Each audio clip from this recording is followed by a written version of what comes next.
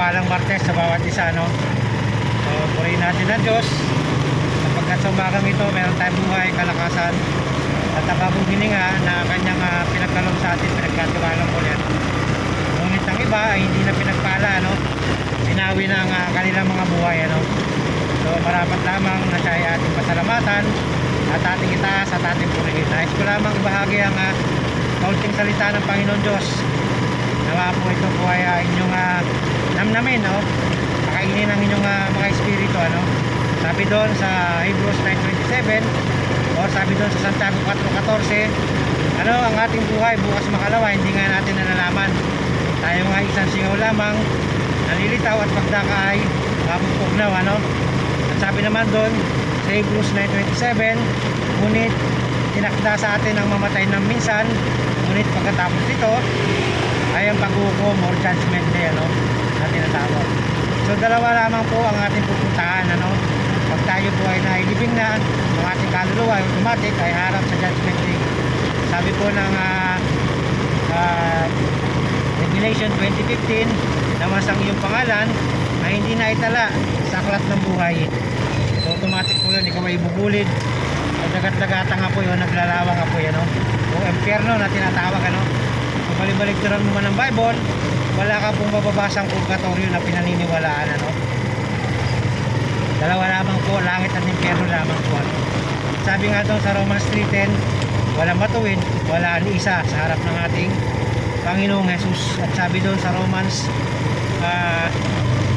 3:23, dahil sa ating mga kasalanan, kaya tayo ay hindi nakaabot sa kaluwalhatian ng ating Panginoong Jesucristo, no? Ngunit sabi doon sa Romans 6:23, ng kabayaran ng ating mga kasalanan ay kamatayan, ngunit ang kaloob ng ating Panginoong Diyos, ito ay buhay na walang hanggan sa pamamagitan niya sa piling niya. Sabi nga sa John 14:6, I am the way, the truth and the life, no man cometh unto the Father but by Him. Sabi nga sa John 3:16, for God so loved the world, gave us His only begotten Son, that whosoever believeth in Him should not perish in hell, but have everlasting life, ano? So napakapangalat pala natin, ano? Talaga, dahil tayo hindi na parurusahan, ano? Hindi na tayo bubulit sa dagat-dagatang apoy, ano? Tayo ay maniniwala sa Kanya, tatanggapin natin siya na siya ay ating Panginoong Diyos na tagapagligtas, no? Kaya mapapalad ang mga tao kumikilala at sumasampalataya ka, sumusunod sa Kanyang kalooban, no? Sabi nga niya, it is finished, pinako sa krus, namatay inilibing, bumuhos ang Kanyang banal na dugo upang ipagtubos sa ating mga kasalanan, ano?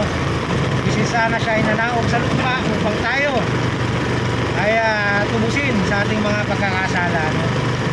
So, paano ba makakamta ng ang kaligtasan, ano? Sabi nga doon sa Ephesians 2:8-9, ito ay pinagkakalob sa bawat isa, no? Sa ating mga tao, ano? Upang at sino man ay huwag magmapuri, ano? Ito ay hindi sa pamamagitan ng mga mabuting gawa o anumang reliyon na ikaw ay hindi mailigtas. Sabi doon sa Acts 16:30-31, nang si Paul and Silas ay nangaral sa Roma, nang sila ay pinadala ng ating Panginoong Jesus, ngunit sila ay dinakip at ikinulong, at nagpadala ang ating Panginoong Jesus ng isang anghel, at sila ay pinawalan. Sabi ng ating Guardia Civil, sila ay nagulantang, sir, what must I do, sir? Kahit sila ay nanggilalas, bakit sila nakawala sa kulungan? Sabi sa verse 31, sampalatayanan mo ang Panginoong Jesus ng buong puso mo at ng buong buhay mo, ikaw ay maniligtas. So magandang umaga sa inyo lahat. Ingatan kayo naman ng ating Panginoon Diyos sa inyong mga biyahe. God bless sa bawat isa.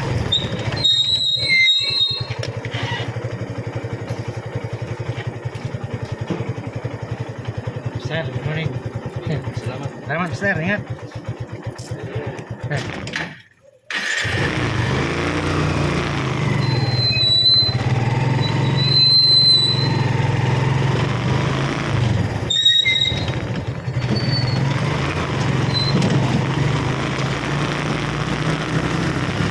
Good morning sa lahat, mga katroda, no?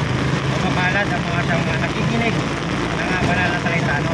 So, isang mapagpalang araw sa inyo lahat at ingatan kayo nawa ng ating Panginoon Diyos sa araw na ito. God bless sa bawat isa. Shout out sa Tanday sa mga tota.